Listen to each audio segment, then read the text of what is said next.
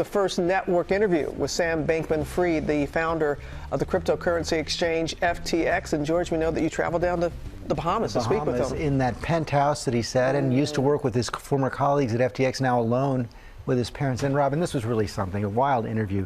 Almost 2 hours we sat down. It felt at times like a therapy session. He took every tough question. He wanted to speak out about all the questions surrounding this collapse. Remember, about a month ago, he was worth about $20 billion. Now he says he's worth $100,000. He's under investigation by prosecutors and regulators, but he insists he did not commit fraud. Let's take a look. A lot of people look at you and see Bernie Madoff. Yeah. I mean, I don't think that's who I am at all, but I understand why they're saying that. People lost money, and people lost a lot of money. And I mean, at the end of the day, look, there's a question of what happened and why, and who did what caused the meltdown. And I think that reads very differently, right? When you look at the classic Bernie Madoff story, there was no real business there. The whole thing, as I understand it, I think was just one big Ponzi scheme, right? FTX, that was a real business. He was at the top of the cryptocurrency world. 30-year-old billionaire Sam Bankman-Fried. You just need FTX. It's FTX. It's a safe and easy way to get into crypto. I don't think so. Super Bowl ads, naming stadiums, Steph Curry, Gisele Bündchen. We did a lot of things to try and bolster our reputation, to try and, help our brand. But in the early morning hours of November 11th, it all came to an end when FTX filed for bankruptcy and Bankman-Fried stepped down as CEO amid reports of FTX customer funds being used to pay Alameda Research creditors. This confirmed by former Alameda CEO Carolyn Ellison during an early November video meeting with employees. Alameda, the crypto trading firm also founded by Bankman-Fried. ABC News reached out to Carolyn Ellison for comment, but has not heard back. One of the reasons FTX went bankrupt is because FTX deposits were used to pay Alameda's creditors. Carolyn Ellison said you knew about that. Is that true? Best I can tell, Alameda did have a big position open on FTX. That position, I think, was very over collateralized a year ago.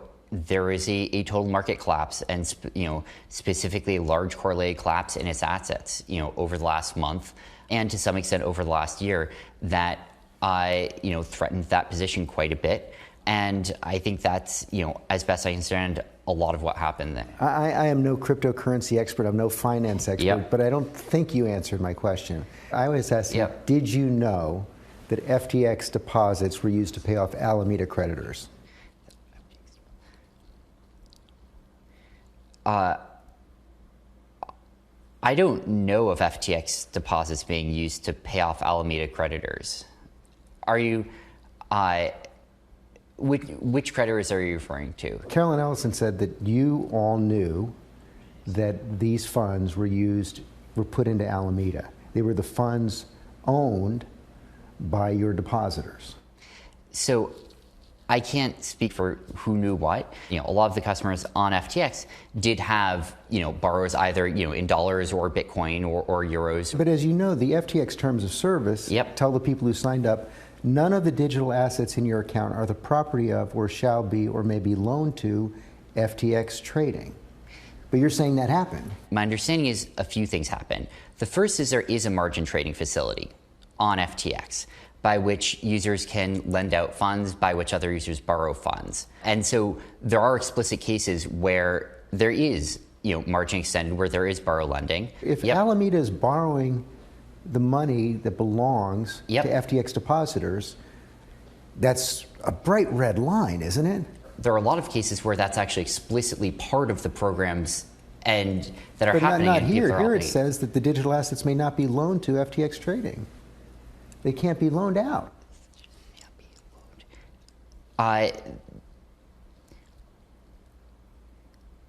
There existed a borrow lending facility on FTX. And I think that's probably covered, I don't remember exactly where, but somewhere else in the terms of service. But they'd have to approve of that. They're saying they didn't approve of it here. They're saying you approved of it. If you rewind to, the beginning of FTX, where, some customers were, I think in line with sort of existing relationships that they've had, at least in some cases, wiring money straight to Alameda Research in order to trade on FTX. So you do know, and you did know, that FTX deposits were being funneled to Alameda. So I was vaguely aware that that was how some wires were being sent in the first place. Didn't that set off alarm bells in your head? So there were a lot of people who were involved in that process. And look, I really deeply wish that I had taken like a lot more responsibility for understanding what the details were of what was going on there. I knew that legal was involved. I knew that other groups at the company were involved, that there were agreements drafted up. But you're ultimately responsible. And ultimately, absolutely, I should have been on top of this, and I feel really, really bad and regretful that I wasn't. And a lot of people got hurt, and that's on me. Here's what Mark Cuban has to say about that. Yep. He said, if I were him, I'd be afraid of going to jail for a long time. At the end of the day, it's not my call what happens, and the world will judge me as it will. Are you worried about going to jail? There are a lot of things that are worrying me right now. And, as best as possible, I'm trying to focus on what I can do going forward to be helpful and, let whatever, regulatory and legal processes are happening play out as they will. I do want to move on, but just finally on this. This is really a yes or no question. Yep. Carolyn Ellison says you knew that FTX funds were being funneled to Alameda. Did you know that? I knew that there is an open margin position there and that involved I know, but that's not what I'm dollar. asking. If she's in court and you're in court and she's under oath and you're under oath and you're asked, did you know that these funds were being funneled to Alameda, what is your answer?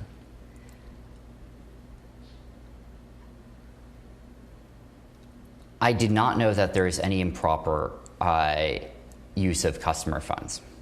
You also took out a $1 billion loan. What was that for? That was generally for reinvesting in the company. That was not for, consumption. To my knowledge, I have basically nothing left.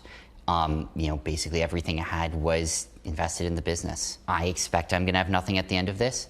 I think I had $100,000 left in my bank account last I checked, and I think I have, one credit card working with that right now. Earlier this summer, you thought you had, what, 32 billion? Probably 20, but a whole lot more than I do now. I can't imagine what it feels like to go from $20 billion to $100,000. Yeah, it's been a really humbling fall in a lot of ways. How do you explain the failure? Was it inattention, arrogance? It's a good question. Was it unethical? Some part of it was just literal distraction. I really should have spent some time each day taking a step back and saying, what are the most important things here, right? And how do I have oversight of those and make sure that I'm not losing track of those? And frankly, I did a pretty incomplete job at that. I spent a lot less time looking at assets and looking at balances and positions because that's not where revenue came from. And so I wasn't seeing it as a core business driver. Obviously, it was a core risk, and that was a huge mistake of mine to not think more about that. You said one of your great talents in a podcast was managing risk. That's right. And well, it's obviously wrong. Well, I think that there's something maybe even deeper wrong there, which was I wasn't even trying. I wasn't spending any time or effort trying to manage risk on FTX. And that obviously that's a stunning admission. What? That's a pretty stunning admission. Yeah, I don't know what to say. What happened. And if I had been spending an hour a day thinking about risk management on FTX, I don't think that would have happened. I think I stopped working as hard for a bit. Honestly, if I look back on myself, I think I got a little cocky. I made more than a little bit. And I think part of me felt like we'd made it. As I said, that was a pretty stunning admission. The whole job of the head of a firm like that is managing risk. Risk, exactly. And he wanted to. He reached out. He Desperately. wanted to, he went against the advice of his lawyers. He thanked me at the end. Like I said, we talked for close to 2 hours, and you saw he didn't flinch from the tough questions, but even though he had a hard time at times answering them, and he just wants to speak his mind. Now, one of the reasons he said he wants to speak his mind is he still hopes that in some way he can contribute to the idea of getting some of the depositors' monies back. Now, I asked him, is that delusional? Because that's a lot of money. It's a lot of money, and he has no role in FTX right now, but he is facing several investigations at this point, but he wants to tell his side of the story. I wonder how the people who lost money will respond to this interview, because clearly he struggled to answer a lot of these key questions. We will see. Yeah. All right, George, thanks so much. Well, hey there, GMA fans. Robin Roberts here. Thanks for checking out our YouTube channel. Lots of great stuff here. So go on, click the subscribe button right over here to get more of awesome videos and content from GMA every day, anytime. We thank you for watching, and we'll see you in the morning on GMA.